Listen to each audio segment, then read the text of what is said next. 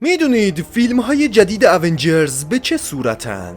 در دنیای مارول سری فیلم های انتقام جویان جزو خط اصلی داستان به حساب میان و با نگاه کردن به متن و نوشته هر قسمت ما میتونیم متوجه بشیم که تمامی قسمت های اونجرز به غیر از جنگ های بی پایان و جنگ های پنهان یک دایره کامل رو تشکیل میدن. اما فیلم اینفینیتی وار به دلیل کامل نشدن فیلم از لحاظ داستانی شامل یک نیم دایره است و احتمالاً قسمت جدید اونجرز سیکرت وارز هم به صورت کامل نخواهد بود.